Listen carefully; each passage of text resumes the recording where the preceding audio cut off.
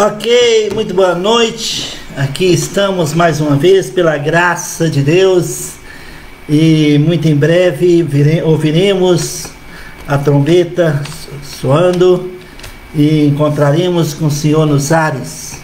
Essa é a promessa de 1 Tessalonicenses.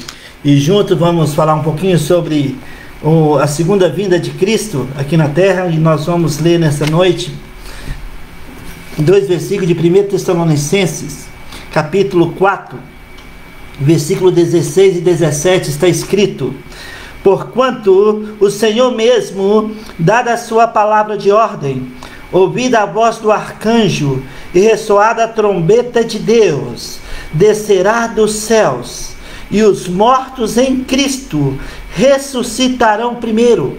Depois nós, os vivos, os que ficarmos, seremos arrebatados juntamente com eles entre nuvens, para assim de encontro do Senhor nos ares, e assim estaremos para sempre com o Senhor. Uau! Que promessa para todos nós nessa noite de quarta-feira, dia 8 de julho de 2020. Que privilégio para nós que fomos lavados pelo sangue de Cristo, né? E de acordo com 1 Pedro capítulo 1, versículo 3, através das muitas misericórdias de Deus, por meio da ressurreição de Cristo, Deus nos deu uma viva esperança. Uma viva esperança. Essa é a nossa esperança em Cristo, que em breve Ele voltará. E aqui em 1 Coríntios capítulo 15, a partir do versículo 23, né, ali tem a ordem das pessoas que ressuscitarão. Primeiro, Cristo, as primícias dos que dormem. Depois, os mortos em Cristo, desde Pentecostes até o arrebatamento, até esse dia maravilhoso que está descrito aqui em 1 Tessalonicenses capítulo 4, né? Essa é a viva esperança pela qual Deus nos alcançou por meio de Cristo Jesus, pela obra consumada ali no Calvário, há 2000 anos atrás. Deus nos deu essa viva esperança, e sabe, há galardão para aqueles que esperam o retorno de Jesus.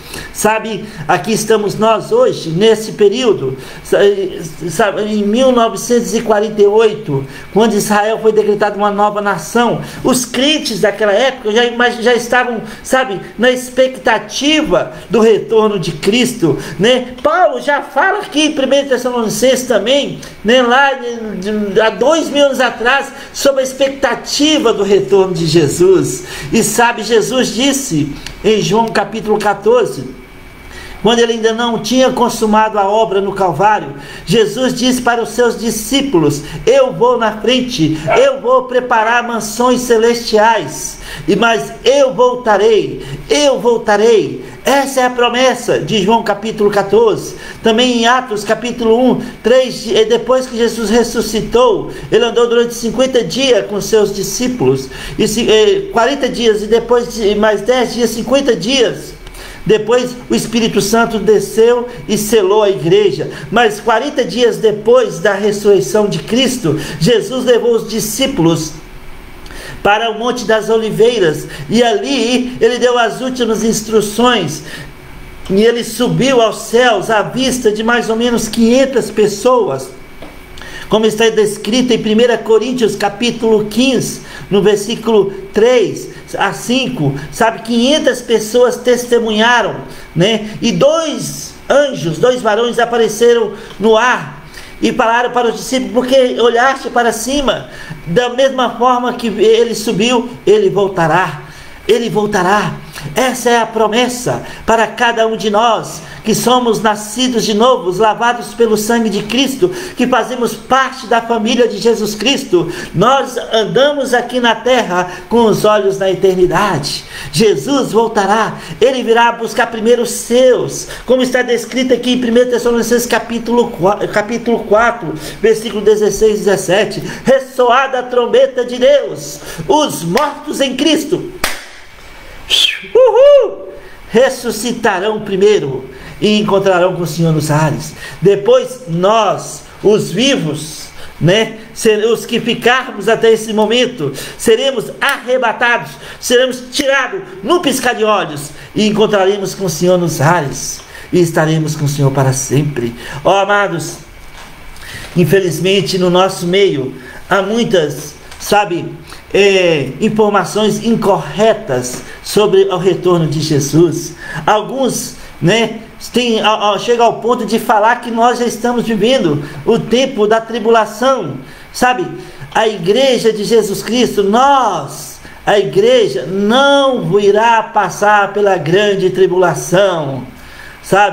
Engano de algumas pessoas que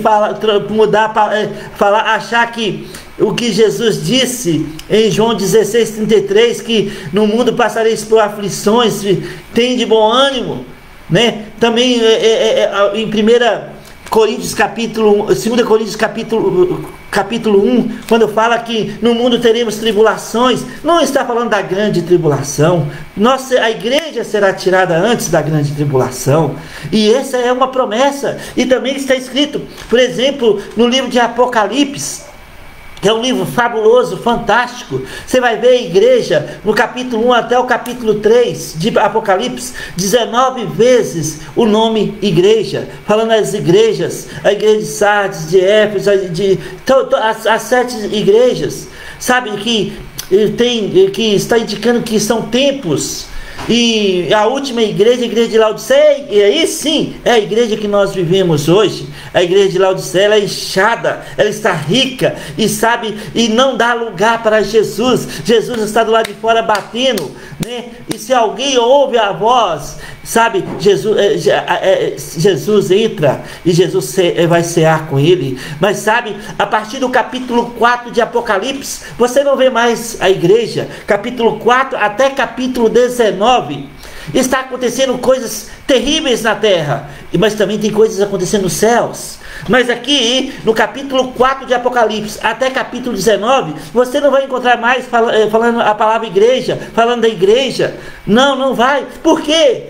Porque os eventos que estão acontecendo aqui na terra, nesse período de Apocalipse 4 até capítulo 19, a igreja já está ausente, a igreja já foi tirada. Os mortos em Cristo ressuscitarão primeiro, depois nós, os que ficarmos, seremos arrebatados. Está escrito em 1 Coríntios, em 1 Tessalonicenses capítulo 4, versículo 16 e 17. Então, durante aquele período da grande tribulação, nós precisamos entender sobre essa grande tribulação. Ela não foi prometida a você e a mim, que somos nascidos de novo, mas sim a Israel.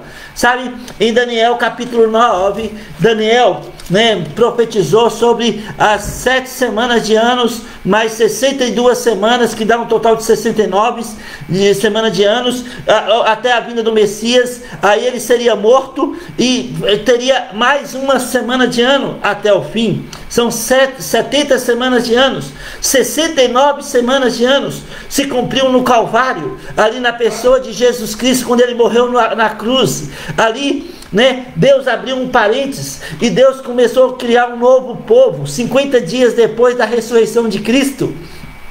E esse povo, é um novo povo. Se você não vai encontrar o nome da igreja no Velho Testamento, porque Deus tratava diretamente com Israel. E a partir da cruz do Calvário, Deus começou a levantar um novo povo. Um povo lavado pelo sangue de Jesus Cristo. Um povo chamado igreja, a noiva de Cristo. A noiva de Cristo. E esse tempo que também nós definimos como o tempo da graça, o tempo da graça, ele terá um término, um final. E esse final, como está descrito em 1 Tessalonicenses capítulo 4, quando a trombeta de Deus vai ressoar, a trombeta de Deus, num piscar de olhos, os mortos em Cristo ressuscitarão primeiro, depois nós, os que ficarmos, seremos arrebatados. É fantástico para nós, e essa é a viva esperança que todos nós temos, aqui na terra, enquanto estamos caminhando pela fé no dia a dia, aguardando esse grande dia que Jesus voltará. Mas aí A igreja, no momento que ela é tirada, né, o tempo volta como se fosse lá na cruz, a última semana de Daniel, a tempo de angústia de Jacó, tempo de tribulação. E Apocalipse capítulo 12, né, está falando sobre dois tempos, né, nessa grande tribulação, que é 7 anos, e serão definidos em 2 tempos. É Apocalipse capítulo 12, versículo 11. Vou ler para os irmãos, Daniel capítulo 12, Daniel capítulo 12, versículo 11, está escrito: depois do tempo em que o sacrifício diário for tirado e posta a abominação desoladora, haverá ainda 1290 dias. Bem-aventurados o que espera e chega até 1335 dias. Olha, aqui está falando dos últimos 3 anos e meio, 1290 dias, está falando dos últimos 3 anos e meio, mas sabe, da grande tribulação. Mas o que vai acontecer nos 3 primeiros anos e meio da grande tribulação? Apocalipse capítulo 10 fala sobre o que vai acontecer. Vamos lá, Apocalipse capítulo 10. Vê que aqui, no capítulo 4 até 19 de Apocalipse, você não encontra mais a igreja aqui. A igreja já foi arrebatada. A igreja já não está mais aqui na terra. Em Apocalipse capítulo 11, está escrito: darei as minhas 2 testemunhas que profetizem por 1260 dias, vestido de pano de saco. Então, nos 3 primeiros anos, a igreja já foi tirada, e o anticristo, o homem da iniquidade, como está em 2 Tessalonicenses capítulo 2, ele fará, sabe, um pacto com Israel de 7 anos, e 3 anos e meio será de uma falsa paz. E durante esses 3 anos e meio, 1260 dias, sabe, haverá 2 testemunhas em Jerusalém, e elas estarão pregando o evangelho da graça. Elas estarão falando: olha, o Messias é aquele que foi crucificado lá atrás, e não esse é o anticristo, esse é o homem da iniquidade. Os judeus vão rasgar suas vestes, vão vestir pano de saco, e vão falar: não, olha a paz mundial, uma falsa paz. 1200, esses 3 primeiros anos também serão levantados 144 mil judeus, 12 mil de cada tribo de Israel, não testemunha de Jeová, 12 mil de cada tribo de Israel, 144 mil judeus. Eles sairão por toda a terra proclamando o evangelho de Jesus Cristo. Por quê? Porque a igreja já não está mais aqui. A igreja foi arrebatada. A igreja está nos céus. Está tendo um julgamento do bema, as obras do crente. E vai, além, depois das obras do crente ser julgada, sabe, nós vamos ter uma grande festa, uma grande ceia nos céus. Uma grande festa nos céus, porque até as bodas do Cordeiro, e nós vamos falar sobre isso daqui a pouco. Mas antes, sabe, aqui na terra está acontecendo algo terrível no final dos 3 anos e meio da grande tribulação. Por quê? Porque essas 2 testemunhas, né, que eu penso que seja Elias, com certeza um, e o outro eu penso que seja Enoque. Por quê? Eu penso que são esses 2, porque esses 2 não provaram a morte física. E Hebreus está escrito que todos têm de morrer e depois vem o juízo. E somente esses 2 não provaram a morte física no Velho Testamento, Enoque e Elias. Então eu penso que sejam os 2. Eles estarão em Jerusalém proclamando, falando sobre o Messias de Israel. E sabe uma coisa? 3 anos e meio depois desse ministério dessas 2 testemunhas, elas serão mortas. Por isso eu creio que seja Elias e Enoque. Elas serão mortas, e seus corpos ficarão 3 dias e meio expostos em Jerusalém, e depois o Espírito Santo vai entrar nessas 2 testemunhas, e à vista de todos subirá para os céus. Aí vai acontecer algo que está escrito em 2 Tessalonicenses capítulo 2, o homem da iniquidade será revelado, o anticristo. Ele vai pegar sua própria imagem e vai colocar no lugar do santo do santo, no santo dos santos, e quando os judeus verem isso, eles vão, sabe, falar: uau, esse é o anticristo, o Messias é aquele que nós crucificamos lá atrás. Aí sim vai ter muitas coisas terríveis acontecendo na terra. Os selos, as taças serão derramadas, sabe? Os judeus serão, sabe, levado para o norte de Israel, ali no sul do Líbano, no finalzinho dos outros 3 anos e meio que Daniel profetizou no capítulo 12, quando Daniel falou que 1260 dias, sabe, ainda faltarão, e durante esses 3 anos e meio, depois que foi posta, né, a imagem do homem da iniquidade, o anticristo no lugar santíssimo, os judeus serão perseguidos como jamais foram, né, pior do que Hitler. E sabe, eles serão levados para o norte de Israel. Todos os judeus serão levados para o norte de Israel. E sabe, ali no sul do Líbano, chama um lugar chamado Vale de Esdralon, e conhecido como Amagedon. E ali, de um lado virá a União Europeia, do lado a Liga Árabe, do outro a China, e do lado de cima, do norte, a Rússia. Eles virão para exterminar Israel da face da terra. Naquela hora mais negra de Israel, naquela hora mais terrível de Israel, da história da humanidade, sabe? Os judeus vão olhar para um lado exército, para o outro exército, não vai ter outro lugar para fugir, senão vai ser somente um lugar para eles olhar para cima, e vai cumprir o que Jesus disse para os fariseus, que a partir desse momento vocês não me virão até aquele dia que dirão: bendito que vem em nome do Senhor. Aí os judeus, ali no final dos 7 anos da grande tribulação, olharão para cima e dirão: bendito que vem em nome do Senhor. E aquele, como um piscar de olhos, como sai o relâmpago do Oriente e se prostra no Ocidente, num piscar de olhos, virá aquele que era, que é e que há de vir, e nesse momento veio, num cavalo branco, como general dos generais. Ele virá mais que vencedor, e vai ter mortos como jamais visto aqui na terra. Todos aqueles que receberam o sinal da besta serão mortos.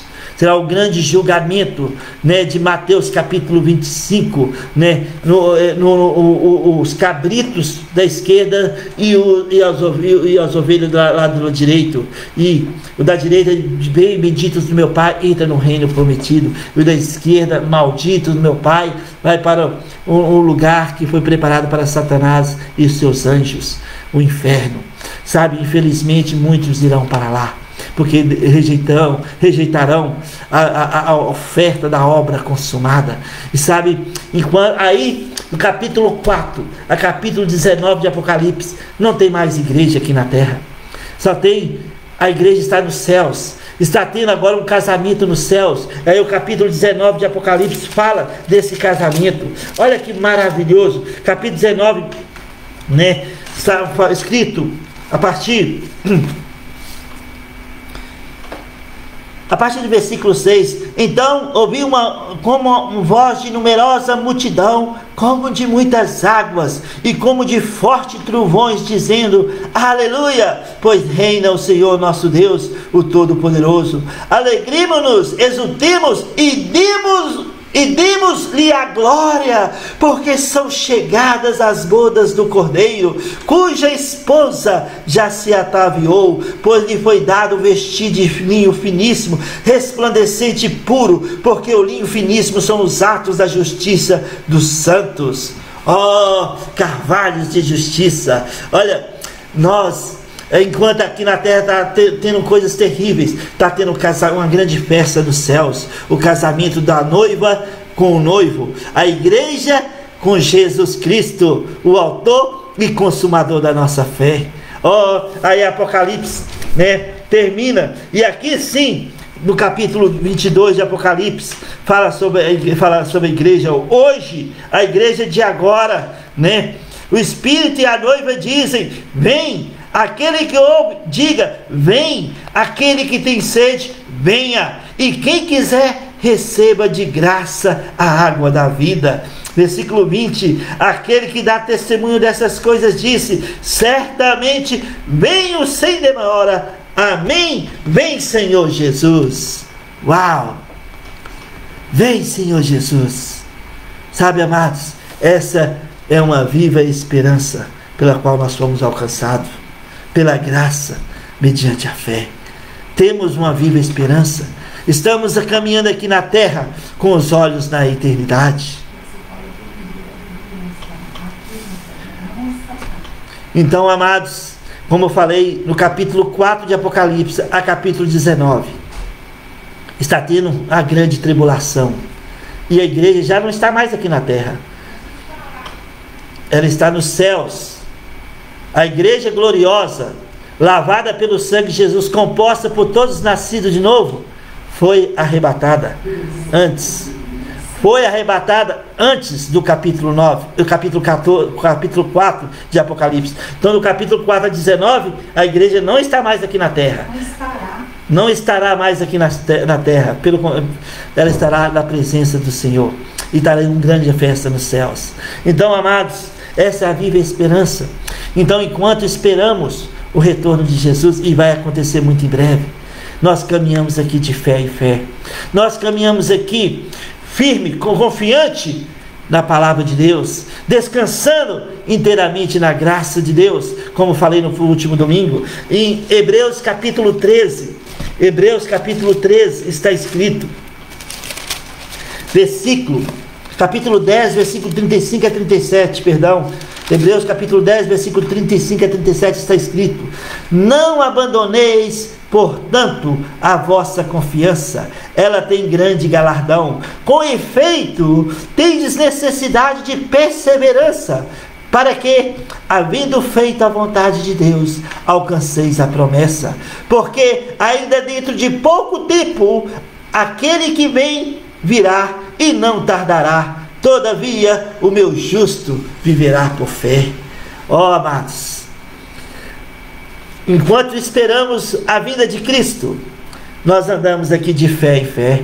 Não vamos abandonar a nossa confiança. Pelo contrário, vamos manter nossos olhos fixos no autor e consumador da nossa fé, Jesus Cristo. Vai ser ressoada a trombeta. Jesus, ele vai voltar. E ele vai buscar primeiro a sua igreja gloriosa, a sua noiva. Ele vem buscar a sua noiva. Ele virá buscar a sua noiva. Assim como Isaac foi encontrar Rebeca. Jesus virá para o encontro com a sua noiva nos ares, como está escrito em 1 Tessalonicenses capítulo 4, versículo 16 e 17. Amados, não, duvide, Jesus está voltando. Ele está voltando e ele virá buscar a sua gloriosa igreja. E nós somos a igreja de Jesus Cristo, lavada pelo sangue do Cordeiro. Amados, vamos juntos, caminhando pela graça de Deus e desfrutando das boas novas de Jesus Cristo. Não desanime na sua caminhada. Jesus está voltando. Jesus está voltando. Jesus está voltando. Creia, descanse, faça o que está feito a ser feito de todo o coração. Se você está nos assistindo neste momento e ainda não tem certeza da sua salvação, hoje é o dia. Jesus está voltando. Não deixe para amanhã. Não deixe para amanhã. Este é o momento. Este é o momento. Jesus está voltando. Faraó, lembra de Faraó? Quando tinha a praga das rãs, tinha rãs para todo lado, no pote, na amassadeira, tinha rãs, na cama. Faraó já não estava aguentando mais. Aí ele mandou chamar Moisés, e ele pediu para Moisés orar para que as rãs fossem embora. E Moisés perguntou para Faraó: quando é que você quer que eu interceda para você, para que as rãs vão embora? Era de esperar que Faraó gritasse: agora, imediatamente. Mas Faraó deu uma resposta surpreendente. Ele disse: amanhã, amanhã. Ele esperou passar uma noite todinha, ele no meio das rãs. Ele podia ficar livre do problema imediatamente. A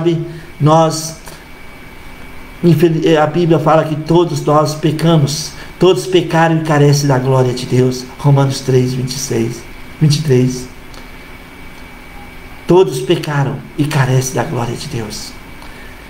E porque nós pecamos, nós estamos destituídos da glória de Deus. Em Efésios capítulo 2, versículo 12, o ser humano está sem Deus e sem esperança no mundo. Mas Deus te viu, Deus me viu de longe e nos amou com amor eterno, quando nós estávamos, sabe, sem Deus e sem esperança no mundo. Deus nos viu por meio de Jesus Cristo, e Ele aproximou de nós por meio da cruz do Calvário, e Ele gritou: está consumado. Nós é que merecíamos morrer, mas Jesus morreu no nosso lugar. Ele tomou o seu lugar, o meu lugar, para que nós pudéssemos ter vida e vida eterna com Deus. Não deixa para amanhã, entregue a sua vida hoje. Jesus pode voltar agora, num piscar de olhos. Ore, não perca essa oportunidade. Se você ainda não tem certeza da sua salvação, entregue a sua vida a Jesus Cristo nesse momento. Fala com Ele: Senhor Jesus, ora comigo agora. Fala assim: Senhor Jesus, eu creio que o Senhor morreu na cruz por mim. Por favor, entra no meu coração e me salva. Me faz uma nova pessoa.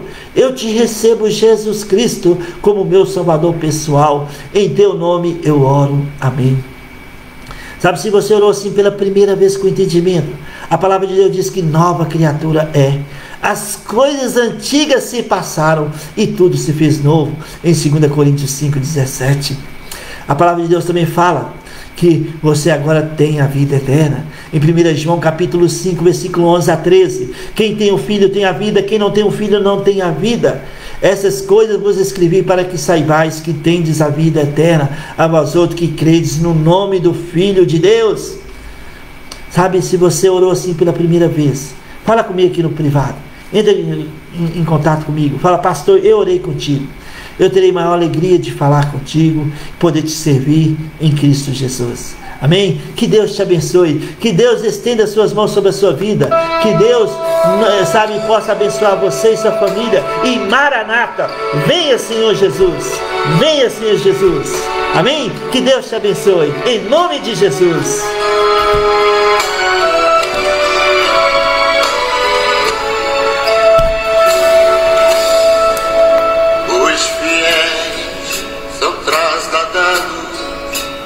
Seu trabalho aqui findou, a carreira desses santos nesta vida já cessou.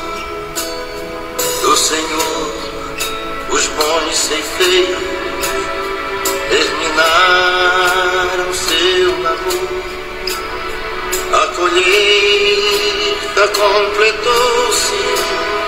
É a vinda do Senhor. O Rei está voltando. O Rei está voltando. A trombeta está soando. O meu nome acha. Amém. Deus te abençoe, amado. Em nome de Jesus.